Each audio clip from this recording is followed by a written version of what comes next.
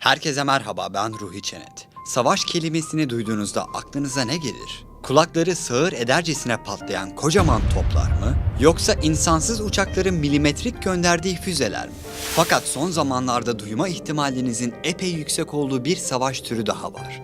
Ticaret savaşları. Bu savaşta kullanılan silahlarsa her yerde. Mesela yediğiniz bir yemek, işe giderken kullandığınız bir metro, hatta muhtemelen bu videoyu izlediğiniz cep telefonu. Bir tüketici olarak siz de büyük ihtimalle ithal ürünlere harcama yapıyorsunuz. Ve eğer biz de yani Türkiye'de bir ticaret savaşının içinde olsaydı ve tüm bu ürünlere ekstra gümrük vergisi uygulamaya başlasaydık fiyatlar yükselmeye başlardı.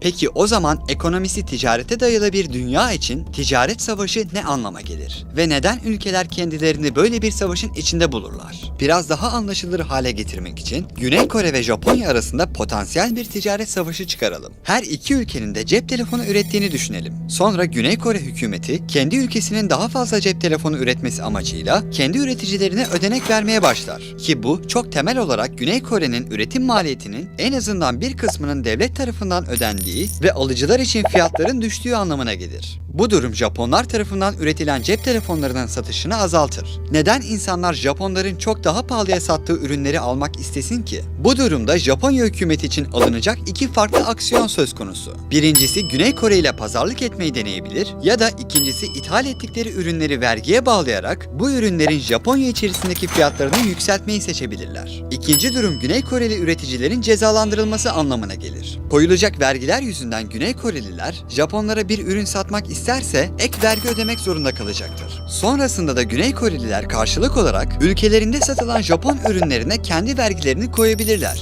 Eğer bu anlaşmazlık böyle devam eder, hatta ek vergilerle tırmanırsa bu durum bir ticaret savaşı olarak düşünülebilir ve iki ülke vatandaşının da alım gücü düşer, en sonunda bu durum ekonomik krize kadar gidebilir.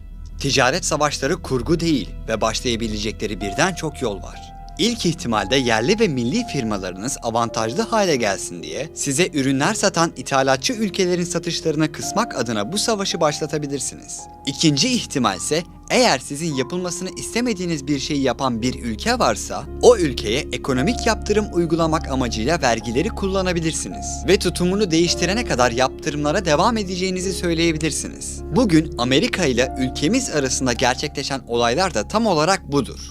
Turkey? Are you from Turkey, sir? Good, congratulations. Are you friend or foe? Huh? Peki bir ticaret savaşının kazananı kimdir? Ticaret savaşını kimin kazanacağını bilmenin bir yolu, hangi ülkenin aralarından seçebileceği daha fazla hedefinin olduğuna bakmaktır. Yani diğer ülkelere göndereceğiniz daha fazla ürün, vergilerle cezalandırılabileceğiniz daha fazla açık vermek demektir. Bu yüzden ekonomistler diğerlerine daha az ürün gönderen ülkelerin avantajlı olduğunu ve büyük bir kriz halinde diğerlerinden daha az zararla çıkabileceğini söylüyor. Örnek verecek olursak A ülkesi B ülkesine 10 farklı ürün, B ülkesi A ülkesine 5 farklı ürün satsın. Eğer iki ülke arasında bir ticaret savaşı olursa ve fiyatlar vergilendirilerek yükselmeye başlatılırsa bu durumda A ülkesi daha çok satış yapan olduğu için daha çok mağdur olacaktır. Ticaret savaşında ayakta kalmanın en iyi yolu dışa bağımlı olmamaktır. Ticaret savaşları bu mücadelenin dışında kalan ülkelerin de kaderini değiştirebilir. 1930'lara baktığımızda Amerika Birleşik Devletleri karasalıyı büyük buhrana çeviren ve tüketim mallarının üzerindeki gümrük vergisini ortalama 2 katına çıkaran Sumut-Havli Tarife Yasasını yürürlüğe koymuştu. Adını bir senatör ve temsilciler meclisi üyesinden alan yasayla Amerikalı işçiler ve Amerikan sanayisi korunmak istenmişti. Kanada ve bazı Avrupa ülkeleri de karşılık olarak kendi vergilerini arttırmış ve böylece bir ticaret savaşı başlamıştı. Bu ülkelerden bazıları Amerika Birleşik Devletleri'nin ticari müttefiki olmaktan vazgeçmiş ve rotalarını ticaret savaşına dahil olmayan Sovyet Rusya'ya çevirmişti. Sovyetler açısından Sumut-Havli olayı yeni ticari ortaklıklarla karlı bir şekilde sonuçlanmıştır. İşte bazen ticaret savaşının kazananları ona dahil olmayanlar olabilir. Fakat bugünlerde olduğu gibi genellikle ticari savaşlarda olaya dahil olsun veya olmasın herkes zarar görür. Özellikle de gelir seviyesi düşük tüketiciler. ticaret savaşı sırasında yükselen fiyatlar dalgalanma etkisi yaratabilir. Ve bu etki insanların temel ihtiyaçlarına daha fazla para harcamak zorunda kalmaları, dolayısıyla diğer ürün ve hizmetlere daha az harcayacağı anlamına gelir. Lüks harcamalar olan telefon, bilgisayar, arabalar gibi.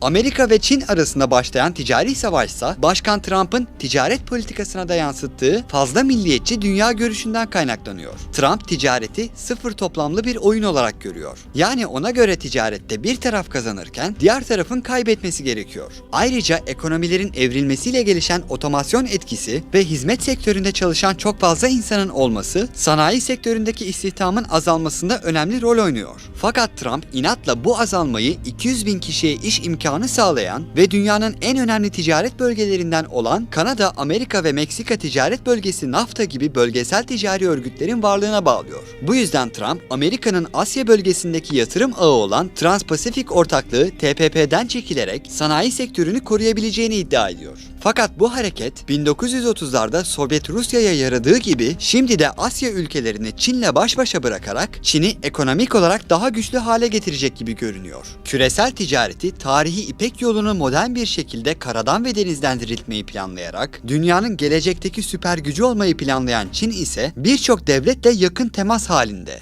China. China. China. China. China. China. China. China. China. China. Çin, tüm dünyadaki ticaret akışını kontrol altına alabilmek için trilyon dolarlık en özel planını uygulamaya koymuştur.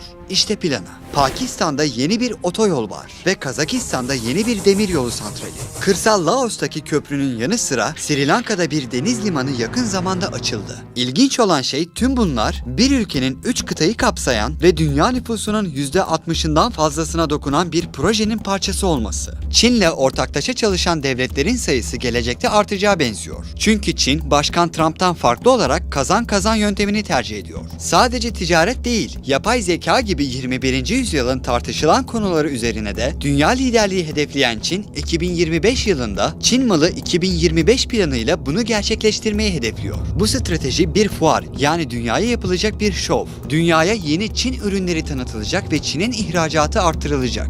Geçtiğimiz Nisan ayında Başkan Trump, tarife uygulamayı planladığı 1000 üzerindeki ithal Çin malları listesini açıkladı. Amerika Çin ürünlerini satılmaması için fazladan vergilendiriyor. Bunların arasında uçak parçaları, televizyonlar ve medikal aletler de bulunuyor. Trump'ın görünür amacı ise Çin'in Amerikan yatırımlarını kısıtladığı ve ABD markalarının fikirlerini çaldığı iddiasıyla cezalandırmak. Örneğin Çin'in Amerikan markası olan iPhone'un çakma iPhone şarj aletlerini üretip piyasaya sürerek iPhone şarj aleti satışlarını azaltması gibi. Bu yaptırımların hemen ertesi gününde Çin bir misilleme yaparak tarife uygulayacağı Amerikan mallarının listesini açıkladı. Bunun üzerine Trump diğer bir tarife dalgasıyla Çin'i tehdit etti. Fakat Çin'in koyduğu ek vergilerle vereceği cevabı çoktan hazırdı. We've lost over a fairly short period of time 60,000 factories. I view them as a friend. I have tremendous respect for President Xi. But we're going to be doing a Section 301 trade action. It could be about $60 billion.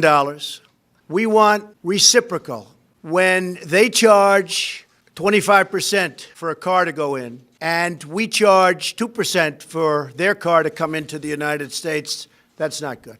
Karşılıklı atışma hali büyük çerçeveden bakıldığında daha çok bir ticari savaşa benziyor gibi. Ülkeler doğru ve adil ticari uygulamalar üzerinde her zaman anlaşmazlığa düşebilir. Fakat Trump'ın yaklaşımıyla ilgili özel bir şey var. Öngörülemezlik ve vahşi tehditler. Trump bu hamleleriyle yalnızca Çin'le veya Türkiye gibi tehdit ettiği başka bir ülkeyle olan ticari ilişkisinin istikrarını zedelemiyor. Tüm küresel ticari sistemi istikrarsız bir hale sokuyor. Trump'ın başkanlık koltuğuna oturduğu yıl olan 2016'dan sonra dünya belki de hiçbir zaman eskisi gibi olmayacak. Pek çok ülkede ekonomik krizler, kaoslar yaşanacak ve son ayakta kalan bu savaşı kazanacak. Çin mi, ABD mi? Dünyanın iki süper gücü daha önce görülmemiş bir ticari savaş içinde. Bir gün dananın kuyruğu kopacak ve zayıflayan tarafın ordularıyla güçlenen tarafın orduları karşılaşacak. Peki böyle bir senaryoda ne olurdu? Amerika ve Çin savaşa girdiğinde ne olacak? Kendi kanalımda bununla ilgili detaylı bir video yaptım. Amerika ve Çin'in askeri teknolojisini, asker, tank, uçak ve benzeri ekipman sayılarını karşılaştırdım ve vatandaşlarının devlete olan bağlılıklarını göz önünde bulundurarak her iki ülkeyi de hayali bir savaşa soktum. Bayram Taşçı YouTube kanalında benim videolarıma benzer videolar yapıyor. Az önce izlediğiniz videonun devamı niteliğinde olan ikinci videomuz, yani Amerika vs Çin, Amerika ve Çin ordularının savaştırıldığı, kıyaslandığı videoyu da izlemeyi unutmayın. Videoyu hem buradan hem de açıklama kısmının en üstündeki linke tıklayarak izleyebilirsiniz. O videomuzda görüşmek üzere. Hoşça kalın.